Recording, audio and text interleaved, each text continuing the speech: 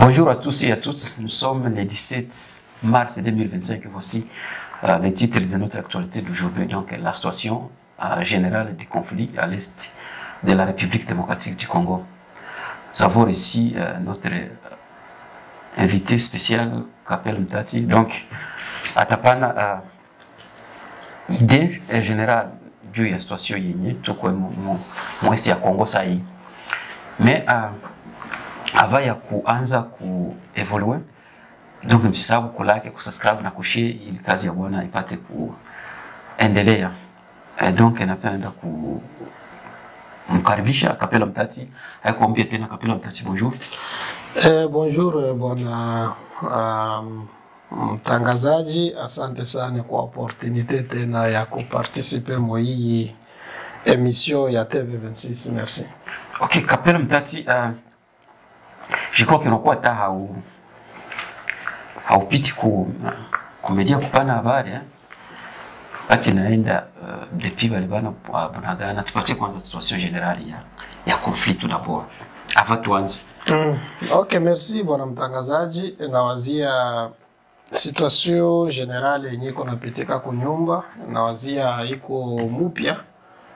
Presque batu yote banayua kwenye vita nafikia. Ilianzia Bunagana, hivi tunaongea iko waasi wako Bukavu na zingine information zina confirme kusema kama wako Kamanyola, na vitu vyetu tuliongea tangia mwanzo kule. Ma prediction zetu hatusemi kama zilifika kuwa 100%, mais ziko presque 80 à 85 kwa juu tulikuwa tuna suivre mouvement ya vita gisi ilikuwa inapitika. Ngambo ya armée yetu tulikuwa na ma retrait, wanatuambia retrait stratégique, sijui kama ni doctrine militaire ya armée congolaise. Tulifanya retrait stratégique kuanzia Bunagana mpaka gisi leo tuko Kamanyola, kama iko confirmé kama njo kwenye waasi wako mbo. Na situation yenye tulienda kuanalize, tulisema hii vita gisi iko natembea paka option mbili yenye kwa kutable. Option ya kwanza tuliona panoza kuwa negociation, na hiyo negociation itadependre na flexibilité ya ngambo zote mbili. Bon, na kama parti zote mbili haziko flexible, na wazia histoire inaweza kujirepete kama ile tuliona 1997, c'est-à-dire que vita inaweza ikaishia kwenye uwanja wa mapambano, swati force gouvernementale inakimbiza AFC M23 wala AFC M23 inakimbiza force gouvernementale na tunaanza ingine mambo. So hiyo ndio situation générale yenye tuko nayo mterrain. Donc voilà la situation mterrain qui tunasema tupatie kwanza ba viewer ubie ba supporter ba Congo 26. Donc ba clarifier kwanza ya hii conflit. Est-ce que conflit ni ba Congolais? Est-ce que conflit ni ba rebelle? Donc ba rebelle c'est-à-dire ni ba citoyen congolais bana di rebelle contre quelque chose, ou bien conflit ni armée rwandaise contre Congo? Pana kwanza tupache kwanza clarité. C'est pas kwanza vitu vile batu biko na confondre. Hatu bien kama ile konaita soi-disant AFC ni branche ya armée rwandaise après donc armée Kagame, ou bien ni ba Congolais? Mbo tukienda mbio nawazia tukitaka tujisaidie kuelewa en profondeur mbio hii vita yenye tuko nayo leo. Mbo tuko tunaiangalia tu mu aspect moja, mais hii vita tuko ndani iko na aspect tatu. Aspect ya kwanza inabidi tuiangalie hii vita mu geopolitique na geostratégique.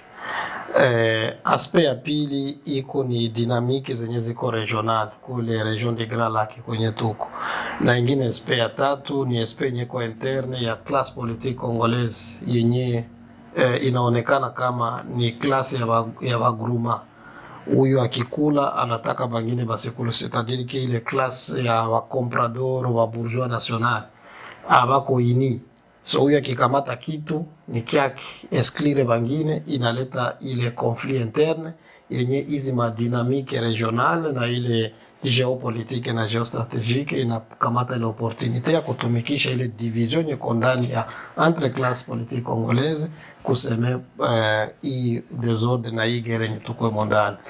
Kwa jumu kurudia mbio tukufanya clarification mu geostratégique na geopolitique nasema nini? Monde leo iko mu transition ya kuenda mu monde nyeko multipolaire. So tuko tunatoka mu monde nyeko inepolaire ya nyeko controle na Etats-Unis. Mbona panakuwa na ingine mapays zenye zinaanza kuonesha nguvu ya kupigana wala kuchallenge Marekani. So Congo iko mkompetition entre ya bloc ya Amerika na Bashinois kwa juu pako ma matière critique zenye zinaweza zikasaidia industry ya hizi mapei mbili na valie babo kuendelea kwa na puissance kumonde.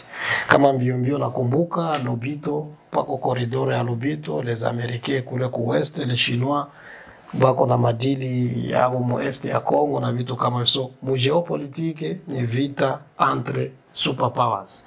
Mu region sasa ile mapeize tunaona ma Rwanda, ma Uganda na zingine zinatujui ziko na maintereza hapo economique ndani ya Congo. So wanatumikisha pretext sijui ya FDLR, pretext sijui pako tusiko discriminer ngambo ya huko kwa juu ya ile mapeize pate njia ya kutuma armee zao kwenda kuexecute ile plasa. Mule ndani banatumikisha ile classe politique congolaise yenye haina umoja, classe politique congolaise yenye iko na rushwa na iko ready kuuzisha inchi kwa kila mtu wote mwenye anakuja the highest bidder. Donc classe politique est organisée. OK, c'est-à-dire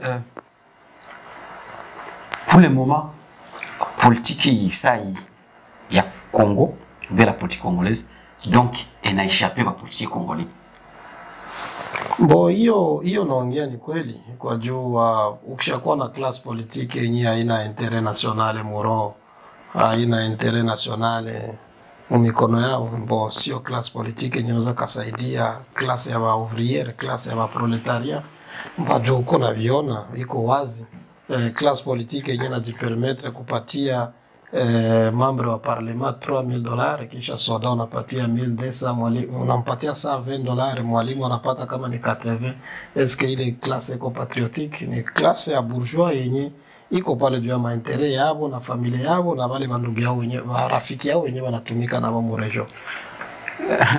C'est-à-dire donc là on a pas chaque fois observateur ça vile si trop observer.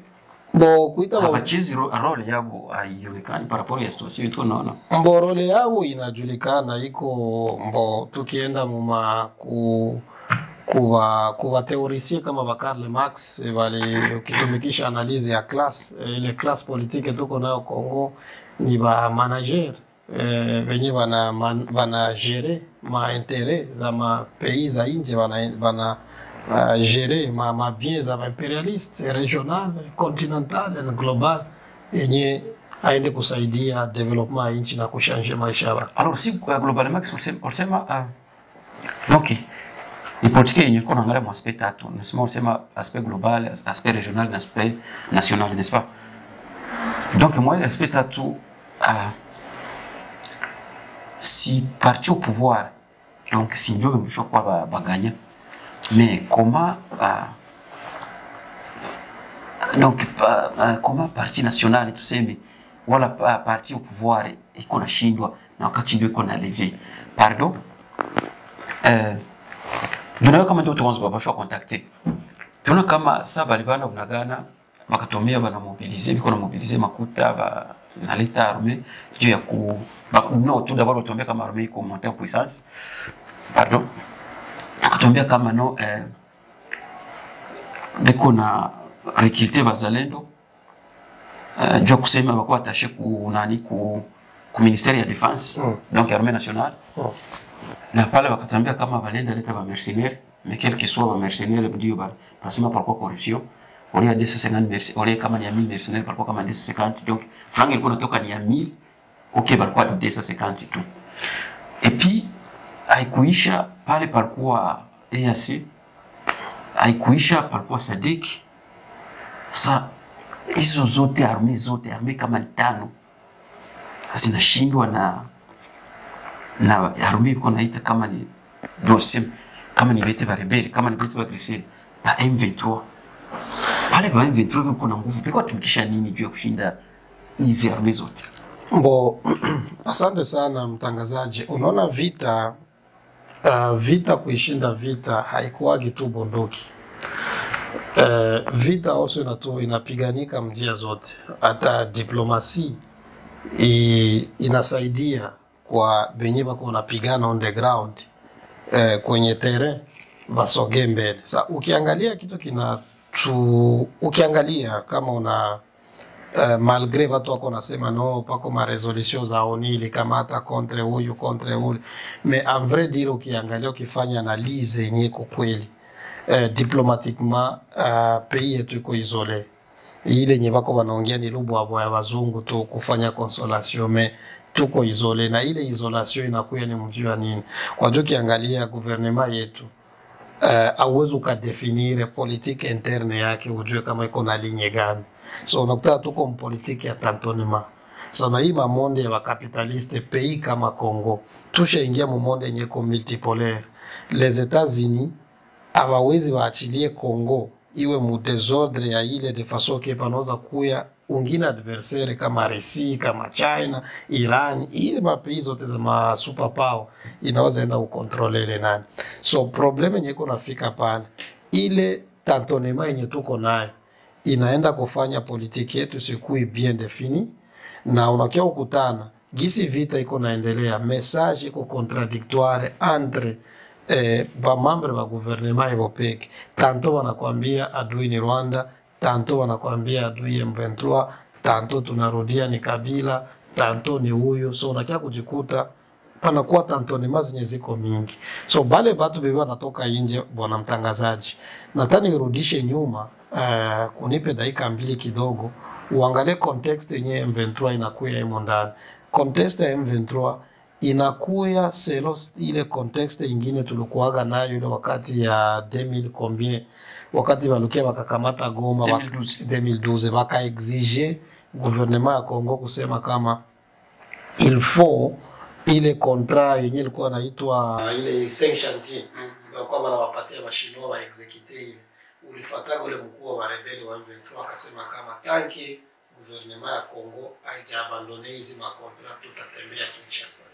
Na ukirudia mbio mwi context ni tuko nayo, kama uko naangalia Washinwa walikuwa waisha penetre sana mkote ya este, na hapa ni manyuma avant ya tuende mweleksio yenye Kisekedi alienda kuorganize yenye ilikuwa dote, banasema ilikuwa ni election a domicile, banasema mashine zilitembea. Ukiangalia franga za mingi, China aliweka franga yake ya mingi mcirculation.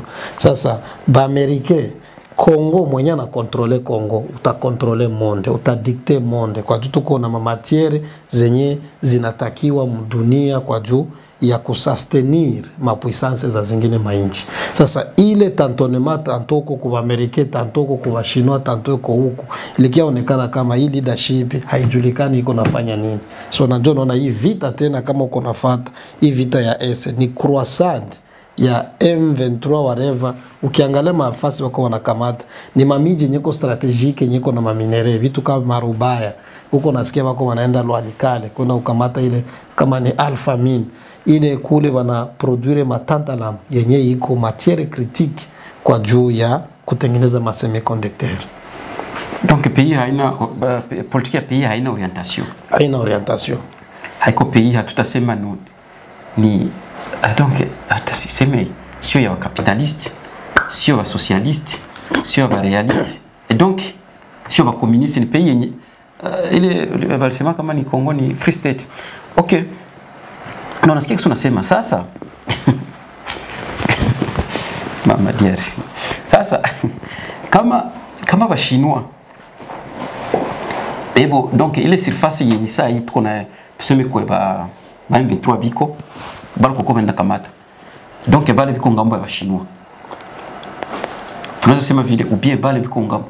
Bali ba M23 na mwana batumu. Ya mbo unaona kama ni politique moja hivi sama mtu kushindwa comprendre juu biko natoka kule yule. Na bifika huko chini banakuonesha Kagame wanakuonyesha armée ya Kagame, wanakuonyesha ba M23. Donc watu sio juste banashindwa na mko soutenir ile vita. Na mko mtumsa wale ba M23. Mbo kukurudia pale a vrai dire hata tuwe vipofu. Mwile vita nyeko napitika kule, uko nasikia barebele wako na maekipema militaire yenye wanaweza wakafanya no fly zone, avio isipande mwingie territoire kagisi lipitika Goma. Inakonesha kama haba batu bako napata support quelque part. Kwa juu maorganizasyon za mingi na mapei za mingi zishaonesha Rwanda iko nyuma ya Rwanda pako zingine force zenye ziko pale. Kwa juu kaangalia militairement kapasite ya militaire ya pays ya Rwanda, siwazi kama inaweza kuwa na nombre ya kupita plus de 50,000. No, au moins kama 30. Unasikia? Bo Congo paka huyu wakati tunaambiliwa tuko na plus de 250,000. Ukifanya hata equation yenyewe haitaonekana pays yenye kuna moins de 50,000 militaires iende kufere échec pays yenye iko na plus de 250 militaires. Inakonesha kama pako diplomatie quelque part yenye kwanza iko inatumikisha bale ile classe politique congolaise yenye ilishajichokea yake, ilishaoza na rushwa kufanya kuachilia vitu vipite. So kurudia nyuma pale kulisema eske baba M23 kule kwenye wako supporter na Bashinois. Mbo siwezi sema kama Bashinois wako kule. Na suspect hata ba maini européenne panoza kuwa hata les Américains panoza kuwa behind ile vita pale. Kwa juu msanse gani? Wakati unaona Kagame mu region, c'est-à-dire que unaona États-Unis, unaona mapays kama Angleterre. So aba watu tangivi vita yote vinapitika ni condamnation wako kimya. So kwa juu ya nini? Mimi kwangu kisi mimi niko naelewa kwa juu kama unafuata tena nyuma, China iko na projet ya ku extreme minere critique mu est ya Congo. Ina investire nasikia Tanzania itapanua poro yake ya Dar es Salaam. Bata kokota ile njia yabo ya train ingie Burundi, ingie Nord Kivu, no Sud Kivu, sijuka itaenda Manyema. So itakuwa ina toa ile matiere inapita njia ya train kuporo Dar es Salaam inaenda China. Ukisikia Lobito les Américains na wenyewe wako ile ngambo. So ngambo ya est tuko na ile matrices pako Tentalam.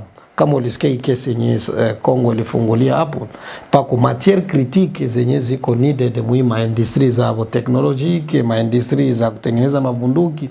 Sasa ile ngambo nyeko kule kufuatana politiki ya kwetu yenye tanto tuko kwa Amerika, tanto tuko kwa China, tanto tuko huko, banaona kama class politique iko hapa ifai, il faut itoke. So benye wanakia kutumikisha mapei kama Rwanda kwa juu mimi utanambia Rwanda inaweza kapiga Kongo, siwezi itika.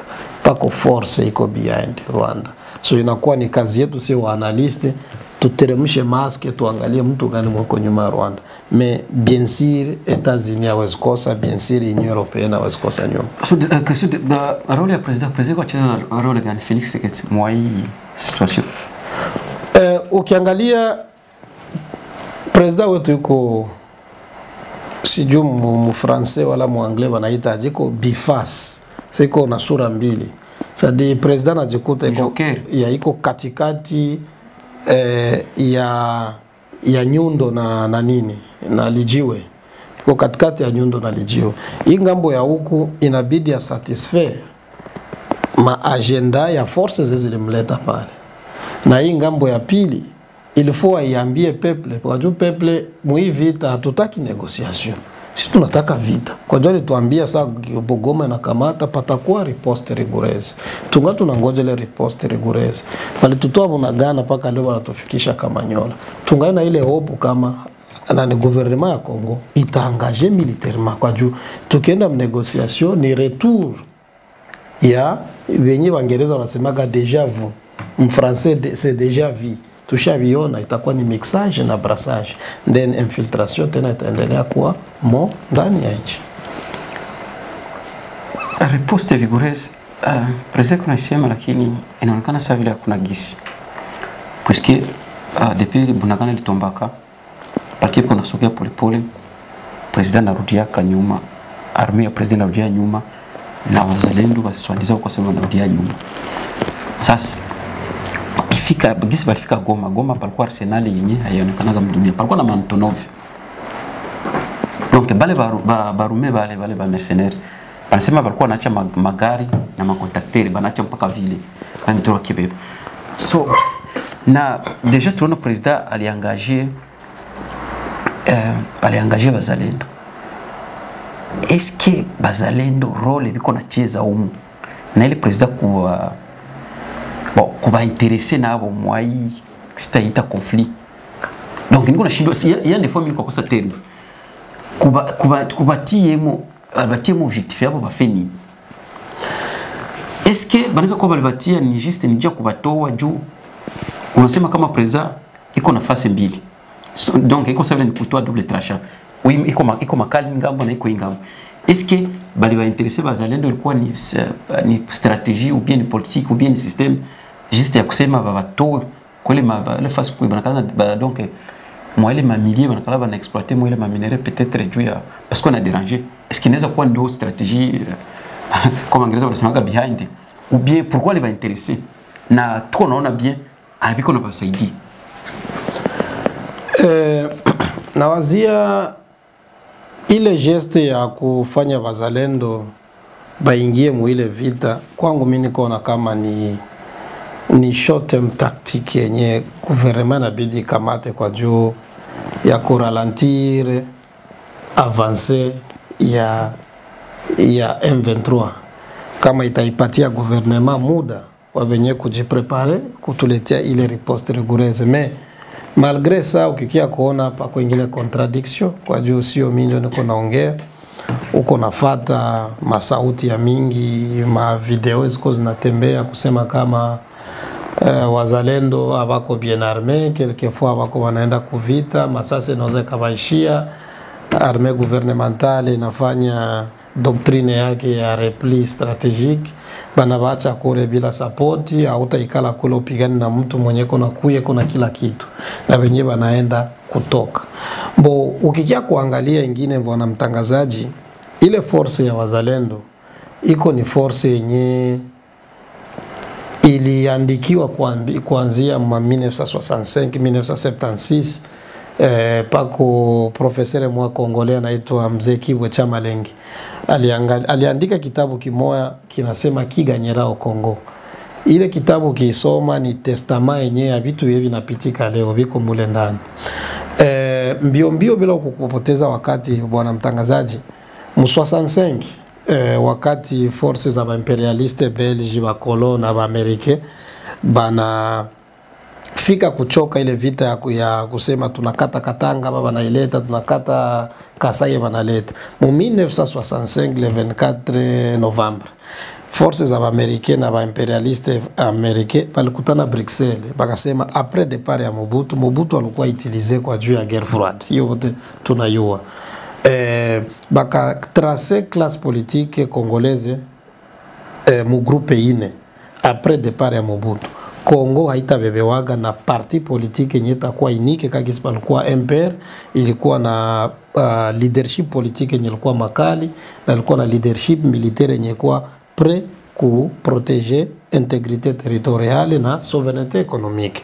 So bali tuweka munjia kusema après départ ya Mobutu Kongo itabebewa na makoalition ya maparti politique na zile makoalition palikuwa rezo ya kusema kwa juu Kongole ni enguruma. Ukimweka ma coalition atapigania intérêt national itakuwa ni intérêt ya tumbo. So pako groupe ine. Groupe ya kwanza ni coalition ya ba politiciens wenye wako na tendance ya kuproteger ma intérêt ya ba Belge mu Congo. Groupe ya pili ba coalition ma parti politique yenye kuna tendance ya kuproteger ma intérêt ya ba Americain mu Congo. Na wakasema wakati peuple takia kulamuka naona hizi groupe mbili ziko manipule na force za nje kama gisi vita iko manipule. Peuple kita kulamuka il faut tutengeneze groupe ya tatu yenye baliita jina ya batraitre national. Batakuya banajiita mujina la kizalendo. Bataongea maneno nyoko ya kizalendo yenye tena itaenda kuweka raia ilale. Force ya ine nyo bwana alisema yenye tatutoa mui hali hii vita yenye tuko impose ilikuwa ni force populaire which ni force ya wazalendo. Na ukiangalia strategie yenye walifanya olea kuacha wazalendo waopere comme institution itakuwa independante, itagere munition yabo, itagere ration yabo, itagere intervention yabo na renseignement logistique na renseignement militaire yabo. Wakaifanya tena wanaifunga kamba kuwa chini ya nini? Chini ya serikali. Serikali kifanya retrait stratégique, babiana bapati mabunduki, abapati masasi, munachoka na muna replier. So njo hali yenye tuko na DRC leo. So ile classe politique congolaise ni probleme yenye tuko nayo, na kama tuyafika meziri ya kusema siye vijana tu participer massivement mu politique ya Congo, tusahabu kanisa, tusikimbi kanisa, tupunguze kanisa kidogo, tujiparticipe, tutengeneze ngine leadership ya mupya classe politique yenye kufanya nchi yetu ende kwa sawa. No, Wazalendo piko napigana basi kako participe kushinda Wazalendo, mtu kana sacrifice anaacha watoto familia apoke yake afiki tukameme biko napima me bitu habi marché. Sasa unayo kama DP balibana balifika Bukavu, n'est-ce pas? Bukavu hapa kupiganaka. Mais avant bakifike bakosha kwa deja mouvement ya Wazalendo yenye kosha du groupe. Ils nasema kama iko dirigé na Foka Mike je crois. Na ile mouvement normalement na ni Wazalendo. Mais tunasema kwa Bukavu bu asema no kapalikuwa barua ilitoka kwa société civile inaambia gouvernement ya Felix, kama inaona haitaweza kuproteger ville ya Bukavu, haitaweza kuproteger donc peuple, babaache baingie pacifiquement bila violence. Mais wanakia na violence, mais wanasema wataingia pacifique, mais mtu wanakia na violence, mais wakasema kama il faut babaache baingie pacifiquement. Et puis du coup tu connais le mouvement abakupigana kanabo bakaacha ville après les communications, après les communiqués plutôt, na bakaingia bila ta problème. Mais quelque soit biko nafanza d'après Human Rights Watch basema kama biko na uwa watu biko 1000 personnes hivi biko na wapala pale Bukavu. Et puis tukisikia bu anasema sasa kashuka mpaka Kamanyola, mais depuis balifika Kamanyola bakapita bana donc wanashimama pale.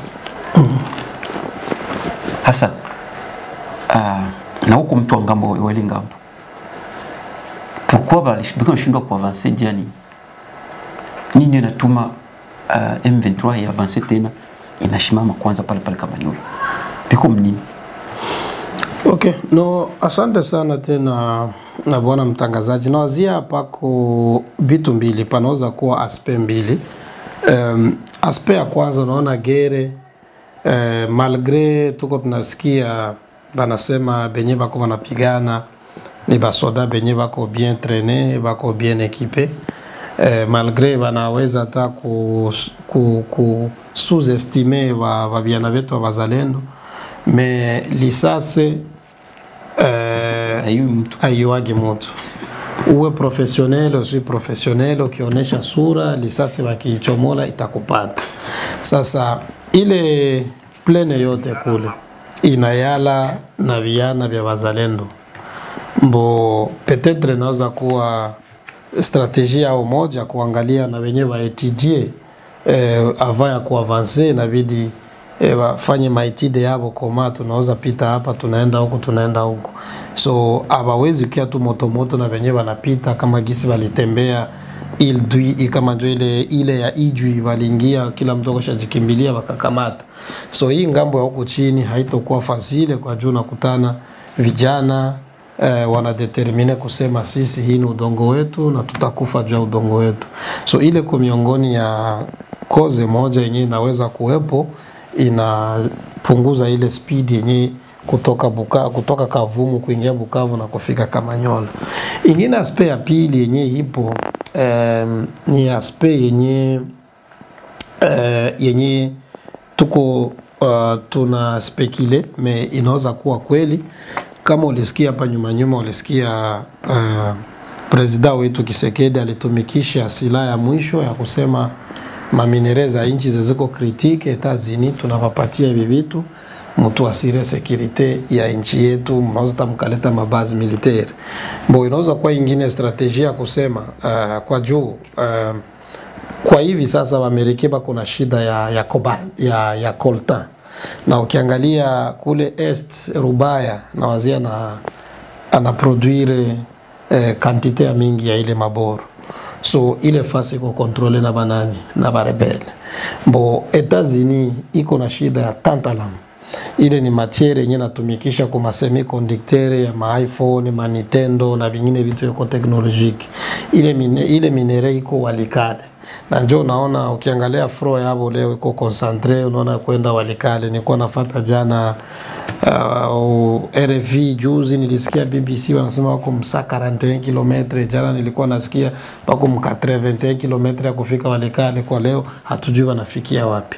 So ile inaweza kuwa ingine aspect, nasema no, tu concentre kwanza kwa juu ile alpha mining ikikamatiwa mikono wale wa rebele, then itakuwa difficile sana kwa gouvernement ya USA kunegosie ile deal na nani, kwa juu ile matanta na mweko pale wa Chinese na wenye macho yao iko kwa ile fasi. Na njoo kama unaangalia masemene zinaisha, tulimuona Xi Jinping alikuwa Kigali, ujiulize grand pays kama China president peke yake anashuka Kigali, ni message gani watakutupatia? So hiyo ni zile aspect mbili za kusema banaweza wakapunguza huku kwa juu ya kuogopa kusema no, wazalendo wako wengi na wanajiprepare confronter na sie, il faut tujiprepare mzuri, il faut tuangalie gisi tutaanza, au wanaweza kusema no, tujiokipe kwanza na vita ya Walikale, turekipere Walikale na hii mine ya alfa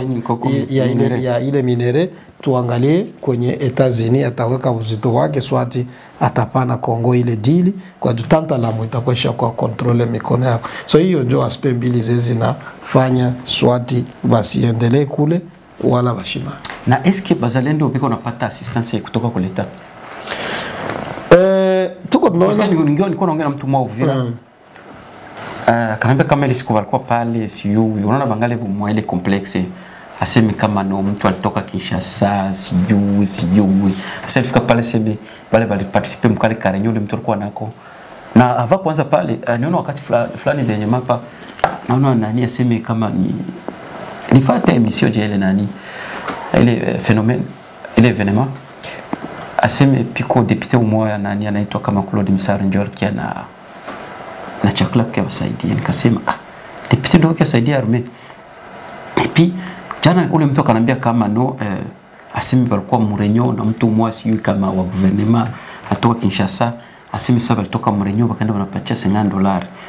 Nikasema okay, sasa $50 kwa gouvernement kwa kugombania nchi. Et donc question sasa, est-ce que l'état iko na wasaidia ou bien l'état iko mwa ile propagande tu bazalendo sans rien faire? Na kama ibasaidi pourquoi? Bon, nanjo na kama na basaidia et pourquoi hawezi évoluer juu? Hebu uko na nguvu. Pourquoi hawezi évoluer? Bana récupérer swati bungini bumomogo bashaba.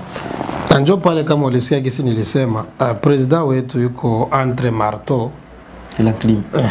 So iko na fase mbili. Huku kuna vitu ya watu wenye alikula hukumu term ya kusema maakoro zenye walisinya huko, mimi na wewe hatujui, tuko nasikia ni maakoro. So na hii ngambo ya pili peple iko makali. Peple nataka president apigane, turekipere mingine yetu. Hii ngambo ya pili huko benye wanaendesha vita wako wanatupush ku negotiation. Sasa raisi anakuwa huku anafanya message kama hii, ikiona raia iko kama inataka kutia kelele, hatuko ready ku negotiate, iko sie ndio tulituma hapa, ni walienda peke yao. So ukiangalia wazalendo misaada yenye wako wanapata ni tuseme ni ba officier individuel beba natoka mu gouvernement, batoto wa ngambo ya Est nje wako wanakuya wanaleta siyo kama ni machakula wanaleta hivi. Bona pako le masasi yenye tuko naona wako na watumia haiko enough ya wenye kufanya ile vita kupigana na bale bandugu. Donc gouvernement make iko ni observateur na imo mkonteksti ya bazalendo haifai vraiment kia kawaida.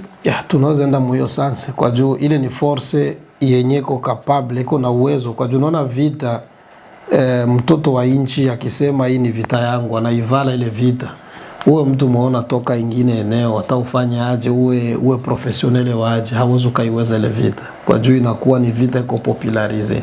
Sasa ile vita yenye ko popularize tunaona leta iko naende na mgulu mwe na sunda petete inaogopa tukisir arme aba viana wenyewe wanaweza wakafanya ile revolution ya Mulele kwa juu ni groupe ni force yenye inajulikana ni force yenye ilikuwa predicted kusema kama jo itatutoa mui hali ile yenye unakumbuka Lumumba alisema tutapata amani mu Kongo wakati sie peke tutakuwa capable kama peuple kujidebarase na ba enemy interne na ba enemy externe. Ba enemy interne wenye banafanya adui yaingie bako mule Kinshasa.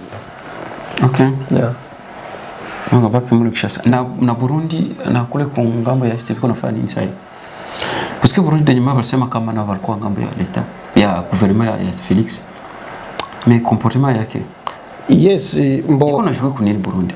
Burundi unaona ile vita batu hata Burundi iko naona itakuwa affecté kwa juu kusema kama kumbuka kama mu 2015 palikuwa coup d'etat ilikuwa rate Burundi. Na ile coup d'etat ilikuwa haikukuwa dirige tu na ka groupe kamoya. Eti Batusi wala Bahutu ilikuwa ni groupe ya watu peut-être walikuwa bako satisfait na gisi Nkurunziza alikuwa anabeba inchi. Bo wakawa defeated, bakakimbia, bakapitia Burundi kama lenda Rwanda wakaingia Kongo. Wanaitwa Baredi Tabara, wako kule kumilima. So Burundi nayo nakia kuona kama security ya leta yake iko mu danger kutokea ngambo ya est ya Kongo. So il faut na yeye afanye effort de guerre ku gouvernement ya Kongo bangalie bakishinda ile vita na yeye ni opportunité ya kuekraze ule wa magrupe wa Maredi Tabara wenye kule kumilima. So gouvernement yetu nana kiaonekana kani gouvernement yenye kwa bamwe serie. So kama hapa nyuma tulisikia habari hatuyazikonfirme kusema kama le Burundi nao ba intelligence ya armée burundaise na armée rwandaise balikutana mu province moya ya Burundi kama ni Kirundo bako bana negocier kuangalia koma hii vita kideborde kule isingi Burundi iendelee kwenye konaenda. So hii ni vitu tulisikia abia kuwa confirme. C'est-à-dire que mu hii vita kama gisi tuliona SADC ilijiretire inaanza kujitoa, kama gisi tuliona Afrique du Sud kuna jitoa, peut-être na Burundi na anaweza katoka kwa juu peut-être banaona hakuna seriousness mu gouvernement yenye iko na tubeba. Donc pale kuna mujisha Felix manake.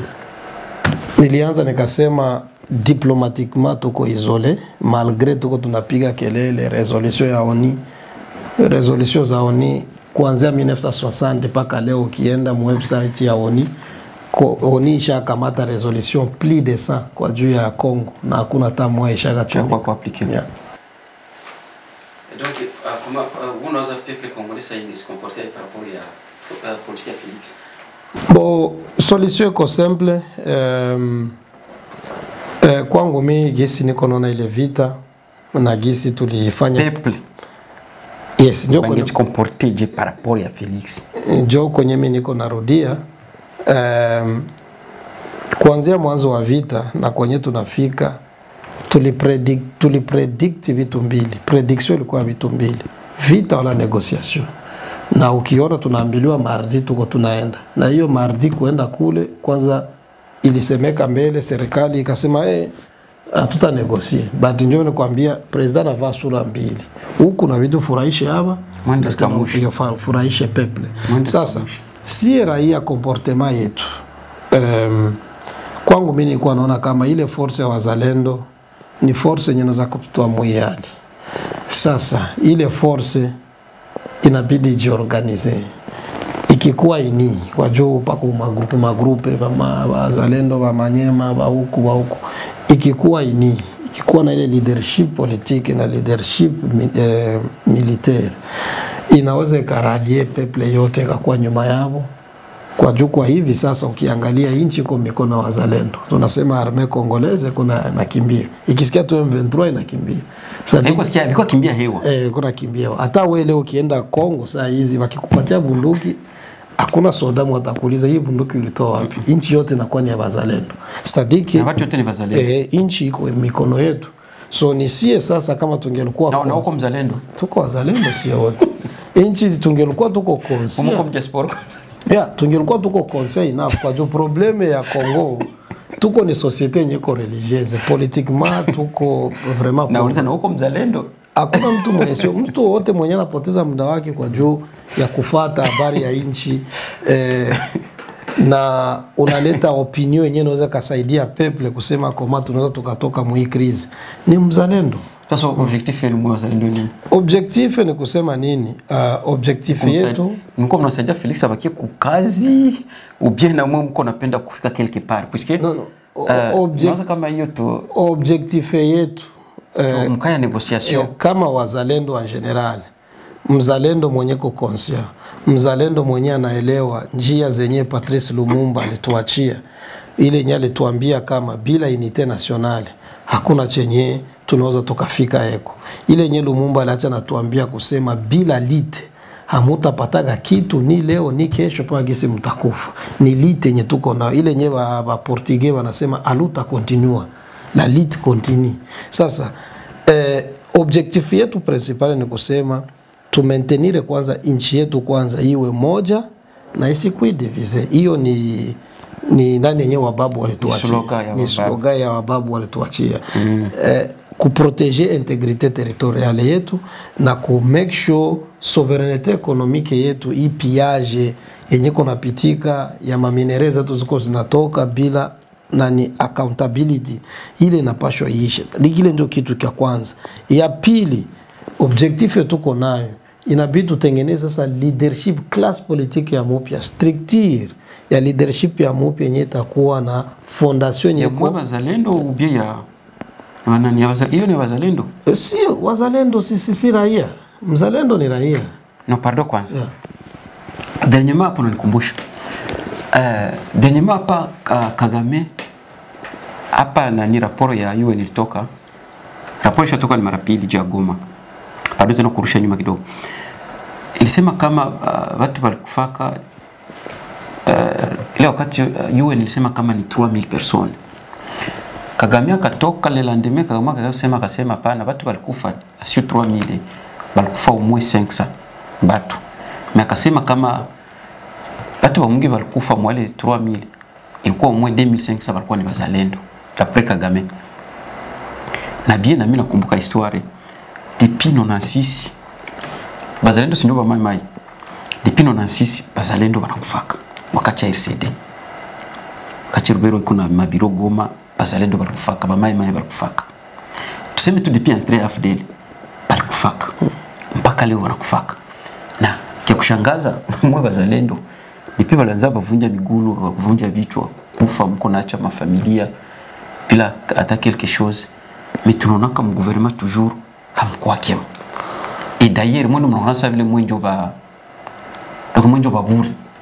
C'est comme si mtu mwenye anaendaka kama anaweza sema. Iko sasa vile mtu donc mtu una préparer mafiga kisha una préparer chakula, unamaliza kuprepare chakula, unaleta kumeza, sasa wanaanza kula unakwambia hey toka wewe wanakukimbiza nje. Wanakipi kuna kula mwe mnabakia tu ile jina mzalendo. Eske ni leni sio uduru hiyo. Unaona uzalendo tunauelewa vibaya. Pana wazalendo wa ndugu wenye wako ndani ya nchi wanachukua silaha, wanafanya pana mapambano. Na pana huko wale wazalendo wenye sio wanachukua silaha, wanatumikisha na wenyewe kichwa wala vichwa convaincre opinion publique kwa juu ya kutoka mwile crise. Huko mzalendo na huko mtangazaji, si huko unapatia watu habari, watu wajue gisi vita naendelea nyumbani. Huko mzalendo. Sasa kurudia mwile kesonyo uliongea kusema tangia watu waanze kupigana kule wala uawa. Yes, unaona slogan yenye wazalendo wako nao kisikia kwa muda wote wenye wako na silaha kule ni vita ya kupigana kuchunga udongo, kutetea udongo. Sasa ile ni vita yenye hata mtu wote akimwambia bwana huu ni udongo wako, kama upiganie wengine mtu akija na upoteza, ule mtu atachukua tu silaha atapigana. Sasa udongo wako na uko nakula, mimi ndio nakia kula. Sawa, kurudia sasa ndio kusema kusaidia wa ndugu zetu wenye wako na pigana kule. Unaona kama ile grupe ya wazalendo tumetoka kuongea hapa, kwetu tuko naona maana yao kama wangelikuwa institution yenye iko independent, iko na commandement yao na logistique yao na kila kitu chao, tungetoka mwi hali. Kisi wako chini ya serikali, ile retrait stratégique ya serikali itawaafekte na wenye ilianza kuwaafekte Bunagana paka leo tuko Kamanyola. Sasa ni kusema nini? Kama watasema tunapigana ngambo ya serikali, sisi ni jeshi la Kisekedi, inabidi na wenyewe ndio nilikuwa pale nilisema kama hii magrupe yote ya wazalendo wenye kuna silaha ifanye commandement moja, iwe na leadership moja, watie cahier de charge yao chini, umwambie Kisekedi injo cahier de charge yetu, tuko tunapambana, mwisho wa hii vita nini tutapata. So nawazia inabidi kila generation kisi iko nakuja wasikui kama wale wazalendo kisi unatoka kuongea unapigania udongo unakufa, wengine anakuja ukujere. So nawazia hiyo ndio inaweza kuwa message yenye wa ndugu zetu nyoko na silaha kama wanaweza kuwa capable kwa juu ni magrupe wa watu, na zile magrupe haiko fasile kuzileta zile grupe zote, tunatoka waomba kapa na ule uwezo kani wawe na commandement moja, wawe wamoja wa developer cahier yao de charge. Monsieur le Président, gouvernement Kisekedi, si tunaweka maisha yetu danger, tunatoa mili yetu na damu yetu tufie juu ya inchi. Kama tunashinda vita hii, nini benefisi yetu kwa nini? Kwa juu kiangalia muhali nye tuko nayo. Kama tunaenda mnegosiasyon kule Angola, wazalendo watakuwa kwenye labda. Hapana labda alimo. Kwa juu kule wataenda kunegosie. Ni raisi anaenda kunegosie. Alimo. Pouvoir yake. Hapana labda na wao umo. Pamoja wewe umo. Anaenda kufanya nini? Kunegosie pouvoir yake. Hata na kunegosie juu ya wazalendo. So wanaweza kwenda kuwa compromise. Yeah. Unaona kama hakuna vya mpya. Hii wakati tuko Mkongo haiko ya mpya. Tuko generation wanaweza ngasema peut-être ni tamo iko spécial. Non. Nous sommes toujours dans la répétition de l'histoire. Na histoire kisi na insiste tena. RCD kiaga bakapigana tuliona wote bale balonda mu gouvernement. Mpaka sasa ndio bana bajere. Balambert Mende, Bakike Mulumba, Alexis Tambwe Mwamba, Bazariasi, bazalendo wale wapiganisha kwa watu. Ono ya Bulongo. Sawa? Mwe bazalendo. Sende peka kuya. Balora kunda. Bazalendo wale bapiganisha. Bakabakamata wote bakabalunda mu gouvernement. Ba MLC bale ba Jean-Pierre Bemba mpaka sasa kuna tembea ni ba ministre sai. Bale balunda mu gouvernement mpo mwapigana mwe. Bazalendo. Asa mwe bazalendo mtabaki. Bazalendo sike ni mwili ni sita sike niseme ni mwili. Na shindo kisinaweza sema. Nini mlivalaka yenye mwe mnapiganaka après kupigana. Donc mwe kazi yenu inakuwa ni kupigana tu na kipigana vinaishia pale. Bon, est-ce que ni kukosa stratégie, est-ce que ni kukosa kusema akili nitakuwa niko is too much, est-ce que ni kukosa organisation, est-ce que ni mtu kufanza vya yui ou bien ni manipulation?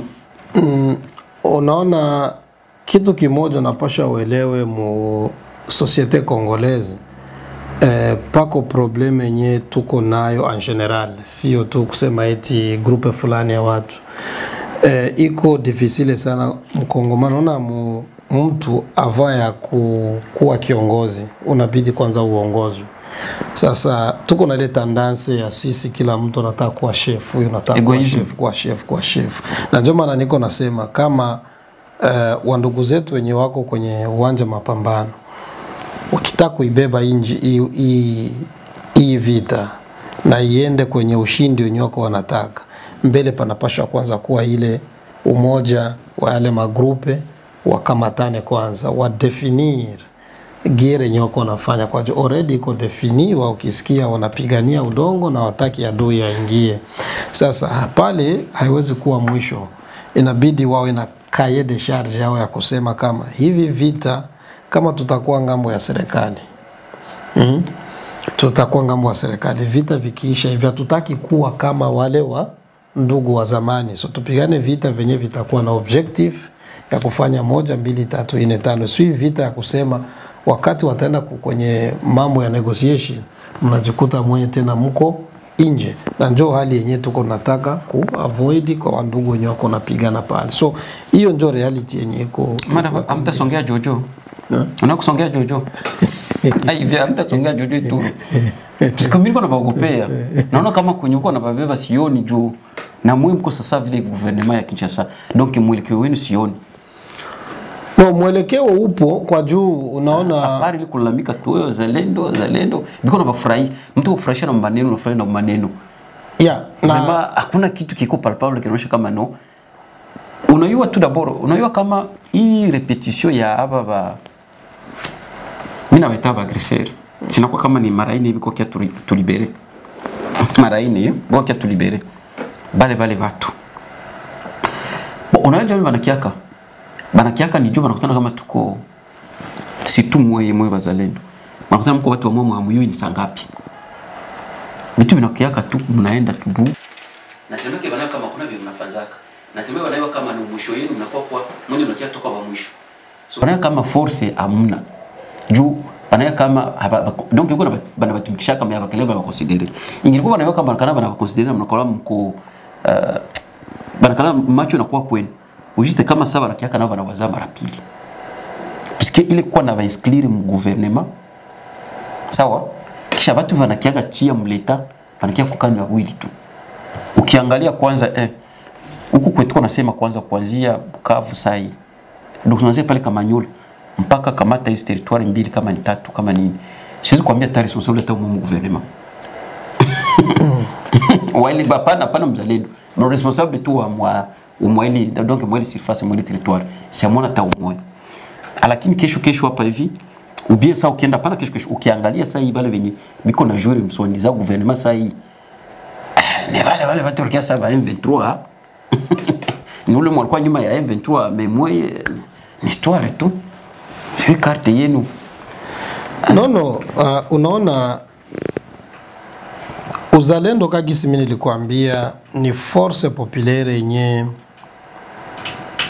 iko na kapasite ya kufere échec ya hii vita yetu ilikuwa impose kwetu.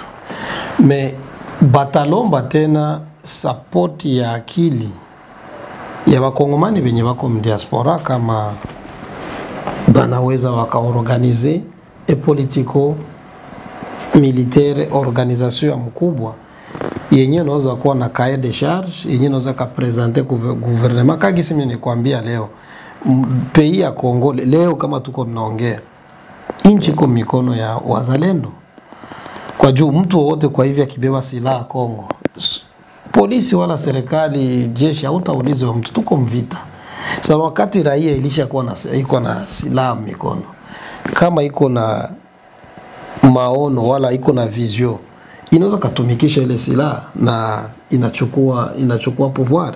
Tukirudia nyuma kwenye mateori za revolution kama watu wakina Karl Marx wakina Lenin balisema koma force ya proletaria tunaweza kwa wazalendo ni proletaria ni watu wenye working class ce sont ya classe ya ouvrière non bon comment on peut convertir guerre ya bourgeois yenye ko imposer kosie si ba proletaria tuifanye kuwa vita yetu tupige zile classes za bourgeois nationale zenye zinatuletea vita kwa juu vita uko naiona Kongo ni ile politiquement kwa tu Kongo il faut tudoze chini kwa juu kitaka kukia mton ya yulu yenye iko ideologique watu wataona uko naongea vitu venye tu watu hawaelewi.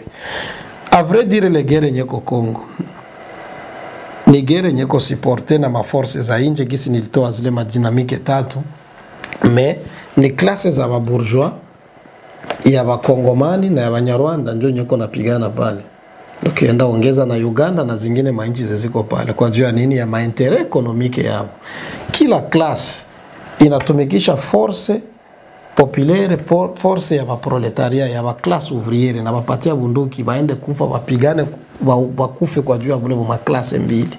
So tungelikuwa tuko na ma mouvement za ba revolutionnaire, nilisikia kama Kongo pa kwa mouvement inaitwa mouvement ya ba communiste ya ba Kongomani. Mimi niko najiuliza eske iko ni red ni communiste ya rouge wala ni communiste ya yellow? Kwa juu muvita kama hivi le communiste wanakuwa wanaprofite kuorganize sa ile klase ya proletariat. Leo bunduki iko mkila raia, inaomba ni mouvement revolutionnaire yenye itakordone na kuorganize na kumobilize na kugide ile peuple yenye shakuwa na bunduki, kusema bana benye batuletea fujo bako wanatuambia leo Rwanda, kesho huyu, bako na si hapa Kinshasa. Hii klasi ya bourgeois yenye tuko nayo Kinshasa wako parmi ya probleme yenye tuna face. Kwa juu huyo agresere kuya mnyumba yako anapaswa kuwa na mtu mwenye alimuleta. Agresere tu akuyagi, mimi siwezi kuya tu mnyumba ya mtu na kia naanza waka desordre. Pana mtu wa ndani mwenye alileta. So ndio ile narudia kule nani ya Lumumba alisema, tanki hatuyakuwa mesure ya kufere échec ennemi interne, ile classe bourgeoisie ya Kinshasa hii tu ba honorable yenye basha tukamata mifuko honorable huyu honorable, kama tuwa capable ya ku destroy ile classe na tuanze nyingine class politique ya mupya yenye italeta systeme ya mzuri, ma institutions za mzuri zenye zitafanya ile mali yetu ijenge nchi yetu na iende kusaidia maisha watu yetu. Tungali tutaingia muzingine mavita, Kagame angala tapata biashara vya mingi vya Kongomani, hii itaisha, batakulana tena ile klase kule, ungine atakimbia tenda kwa Rwanda tena analeta ingine M23. So Kagame angana biashara ya mingi na Wakongomani. Okay, merci. Naza kama tuko presque à la fin, alikuwa ni Kapel Mtati invité haikuwa mpya ku Congo VC TV, donc beba seconde mbili mot de la fin. C'est tout message kwa wazalendo surtout. Message yangu kwa wazalendo ni kusema muvita yote ufike mu victoire malgré kuna ma resources kidogo.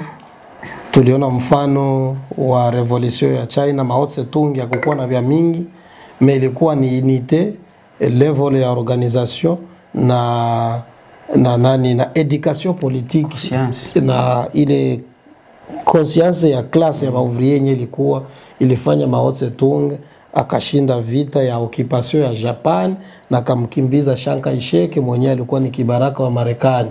Ni kama gisi leo Kongo tuko na agression ya nje, wazalendo wanaweza kaimaliza ile agression na wanaweza wakakimbiza ile gouvernement ya Kinshasa nyeko na danganya watu. Sio tu kumuongea tu rais peke yake, ile class politique yote pale iko korompi, iko vandi, iko tu inatucheza ni filme. So tuko na ule uwezo wa kufanya ile. So itaomba ni level ya organisation, kwa juu Thomas Sankara alituambia nini? Un soldat mwenye ana education politique ni criminel. So na patia batu bunduki na kama bako organize, abako kapasite politiquement, militairement, deni ile bunduki inaweza tena kuwa shida kwa sisi raia. Asante. Merci. Merci sana, tutaonana tena.